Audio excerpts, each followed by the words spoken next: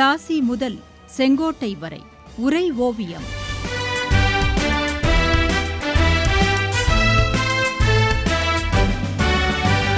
சும்மாவா வந்தது சுதந்திரம் என்பது, சும்மாவா வந்தது. திருவாங்கூரில் நிதி பற்றாக்குறை ஏற்பட்டது. அதை சரி செய்ய நாயர் படைப்பிரிவினருக்கு ஊதியம் குறைக்கப்பட்டது. அதனால் நாயர் படை கலகம் ஏற்பட்டது.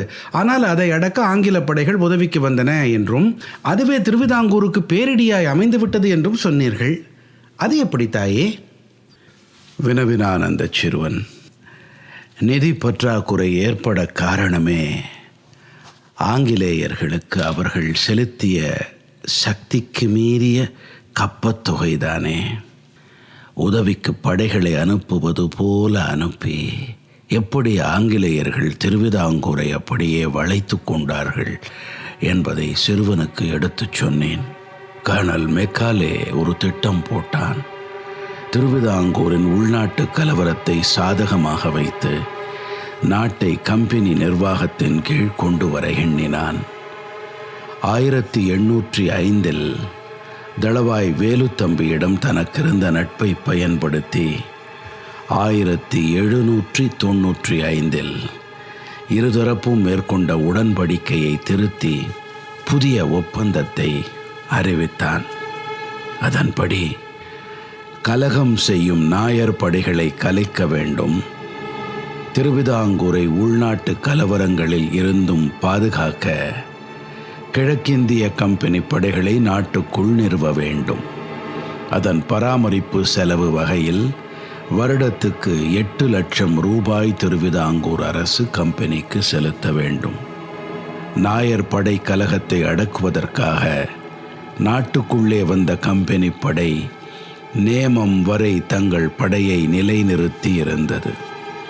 அதன் பிறகே இந்த ஒப்பந்தத்தை மெக்காலே அறிவித்தான். வேறு வழியின்றி வேலுத்தம்பியும் இந்த ஒப்பந்தத்தை ஒப்புக்கொண்டான். அதனால் மன்னனும் இதில் கையெழுத்திட்டான். ஆனால் இந்த ஒப்பந்தம் கிழக்கிந்திய கம்பெனி திருவிதாங்கூர் ஆட்சியில் தலையிடும் உரிமை வெளிப்படுத்தியது. பிரிட்டிஷ் கம்பெனியின் துணைப்படை நாட்டுக்குள்ளேயே முகாமிட்டது. திருவிதாங்கூர் மறைமுகமாக ஆங்கில ஆதிக்கத்தின் கீழ் வந்துவிட்டது. மெக்காலே எதிர்பார்த்ததும் அதைத்தானே. அடுத்த சில நாட்களிலேயே இதனால் என்ன விளைவு ஏற்பட்டது தெரியுமா? திருவிதாங்கூர் கடும் நிதி நெருக்கடியை சந்தித்தது.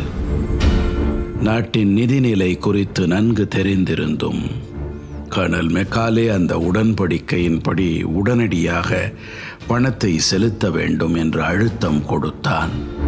ஆனால் கம்பெனிக்கு கொடுக்க வேண்டிய கப்பத்தொகை நிலுவைத் தொகையாக ஏறிக்கொண்டே போனது. அதனால் 1807 கப்பத்தொகையை மேலும் அதிகரித்தான் மெக்காலே. கணக்கிட்டு பார்த்தபோது நாட்டின் மொத்த வருவாயில் 80% ஆங்கிலேயருக்கு கப்பத்தொகையாக போனது.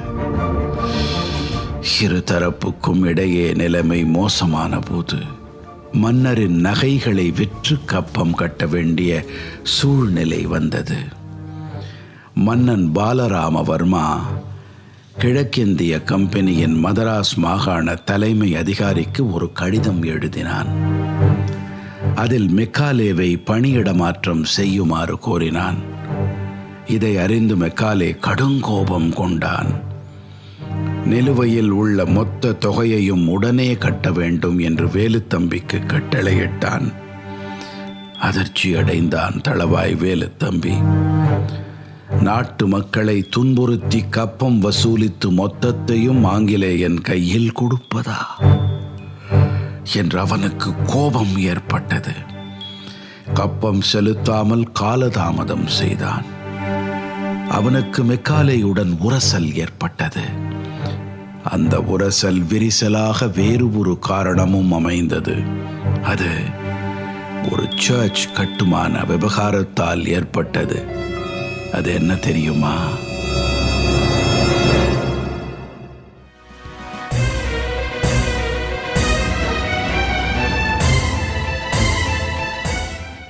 பிளாசி முதல் செங்கோட்டை வரை உரை ஓவியம் கேட்டீர்கள்.